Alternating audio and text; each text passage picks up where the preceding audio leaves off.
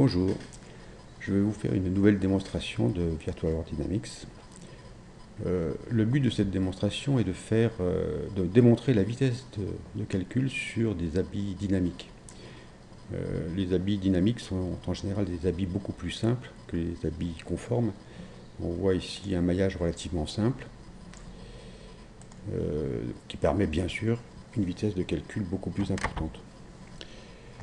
Je lance donc PWD, je sélectionne Victoria 4 comme habit de collision, je laisse les paramètres par défaut, je laisse Victoria 4 apparaître dans l'application, voilà. Je sélectionne l'habit que j'importe en tant que clause, je laisse les paramètres par défaut, voilà. Donc maintenant tout est prêt. Il faut bien sûr attacher l'habit sur le personnage, donc pour ça on utilise des outils très simples, sélection par FreeEdge, et puis avec la touche Alt, je supprime les éléments qui sont indésirables et j'exécute un accrochage sur l'objet de collision. Voilà. En fait, la simulation est prête à être exécutée. Je vais simplement me positionner. Alors, je sélectionne mon personnage, je vais me positionner à un endroit. Voilà, je pense que c'est pas mal comme ça. Voilà. Je prends un point de référence de la caméra sur le personnage, ce qui va me permettre d'avoir l'ensemble de l'animation. Je peux éventuellement reculer un tout petit peu, voilà, ça suffira. L'ensemble de l'animation, est-ce que je vérifie que ça fonctionne?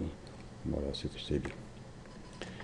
Le but étant de montrer que sans la moindre interaction, on arrive à une vitesse de calcul qui est quand même très importante. Des fois, on est obligé, pour vérifier la qualité de la simulation, de faire des déplacements. Ces déplacements entraînent un ralentissement. Là, je veux me positionner dans une situation qui me permet d'optimiser la partie calcul.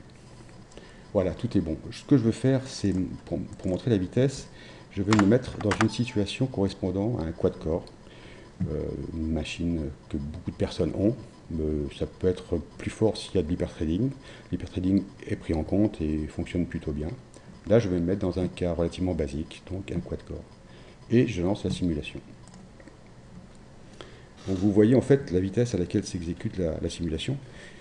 On n'est pas en temps réel, tout à fait. On verra ensuite, lorsque l'animation va se terminer, elle est jouée. Vous verrez que la simulation s'exécute, bien entendu, à un rythme un peu plus rapide, mais pas tellement.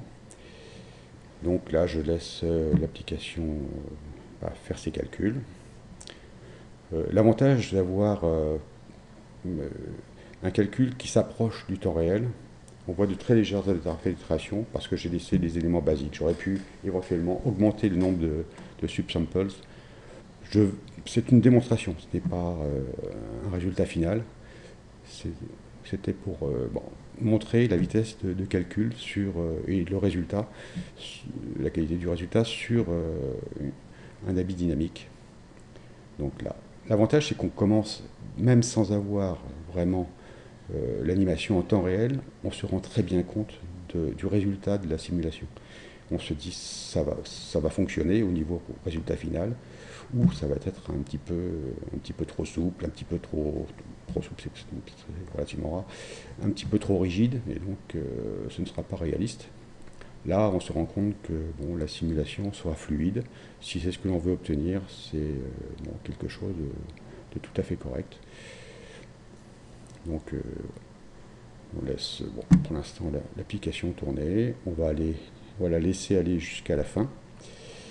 Donc, ça comprend donc 617 frames en partant de 0. La durée aura été à peu près de 2 minutes au niveau du calcul. C'est quelque chose de relativement rapide quand même. Et surtout, ça permet d'avoir donc cette fluidité. Voilà, donc je le laisse terminer tranquillement. Voilà, c'est terminé. La simulation maintenant s'exécute quasiment à temps réel. Je laisse le VWD, faire un cycle complet pour montrer le résultat de la simulation.